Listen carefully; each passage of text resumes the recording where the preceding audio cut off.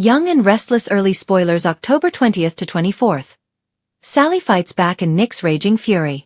As we always do on early edition day, we start with what is going to happen the rest of this week, and then we're going to talk about what's ahead next week, so you have the context for all those spoilers.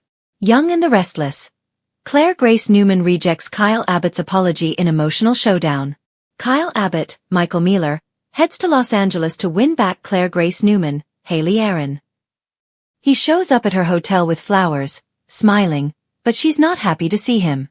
Kyle confesses that Victoria Newman, Amelia Heinley, told him where to find her, and Claire doesn't like that at all. Still, he insists he's there to protect her from Holden Novak, Nathan Owens. Claire pushes back hard. She told Kyle she needed time and space, but there he is again. When he asks her out for that night, she refuses, saying she already has plans with Holden. When Kyle keeps pressing, Claire makes it clear she's made her choice. Holden shows up, and Kyle demands he leave them alone. Claire reluctantly gives Kyle a few minutes while Holden waits downstairs. Kyle opens up about his heartbreak, upset that Claire dumped him and ran off with Holden. Claire shrugs, reminding him she asked for breathing room but he kept trying to control her. His behavior only reinforces why she left. Kyle insists he loves her, but Claire says she needs to find herself, and can't do that under his watchful eye. Young and the Restless. Noah Newman's devastating car crash rocks Genoa City. Meanwhile, back in Genoa City, Victoria tells Nate Hastings, Sean Dominic, about Noah Newman's, Lucas Adams, car crash. Nate plans a large donation to University Hospital in honor of his late brother. Victoria also regrets giving Kyle Claire's location.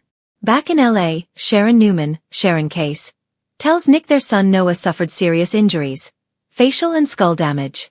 After surgery, Noah pulls through, but his parents are shaken. Sharon is distraught that another of her children has been hurt, after Cassie and Faith's accidents. They can't understand why Noah was all the way out in Malibu so late at night. Nick recalls Noah seeming nervous the last time they talked. When they finally see him, his face is completely bandaged. Young and the Restless. Detective Burrow debuts as new mystery unfolds. On Thursday, October 16th, Sharon and Nick cross paths with a mysterious stranger, Detective Burrow, Matt Cohen, who's investigating Noah's crash. Meanwhile, Mariah Copeland, Cameron Grimes, is stunned by a surprise visit from Tessa Porter, Kate Fairbanks, at the mental health facility where she's receiving treatment on Young and the Restless.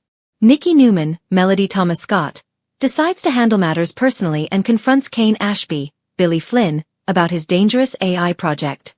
On Friday, October 17th, Audra Charles, Zuleika Silver, faces a painful reminder of her past.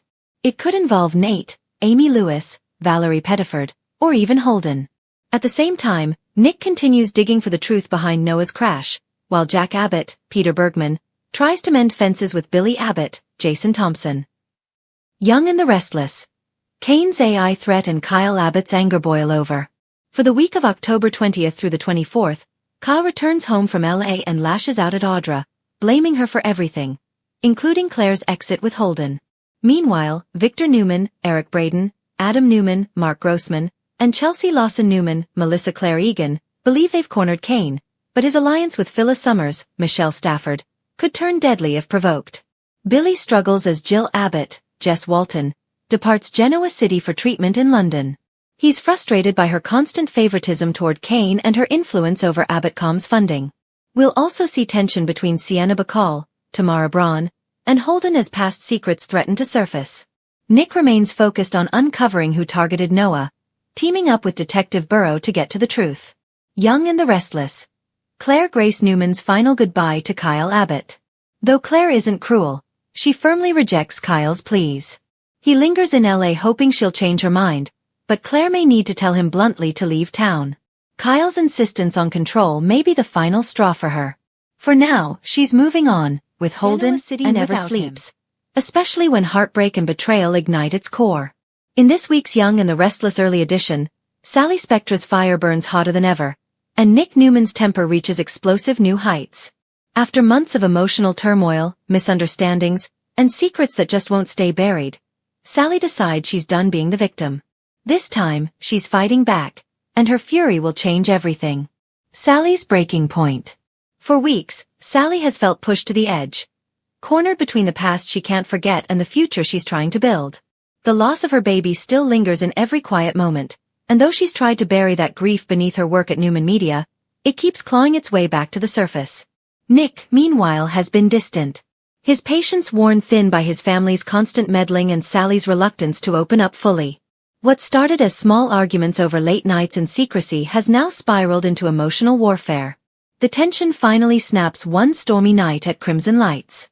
Sally, dressed sharply in her signature bold red, sits across from Nick, her eyes flickering with pain and determination. "Every time I try to move forward, you pull me back," she tells him, her voice trembling at first but growing steadier with every word. "You want to save me, Nick, but I don't need saving. I need to be heard." Nick exhales heavily, rubbing his temples. "Sally, I'm just trying to protect you. You've been through hell." "Stop," she snaps, standing up so fast her chair screeches across the floor.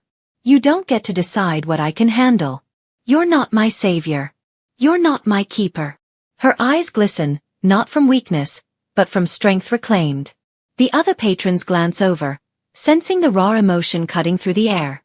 Nick's fury erupts. Nick's calm exterior finally shatters. His jaw clenches, his voice rising with uncharacteristic rage. "You think I don't care?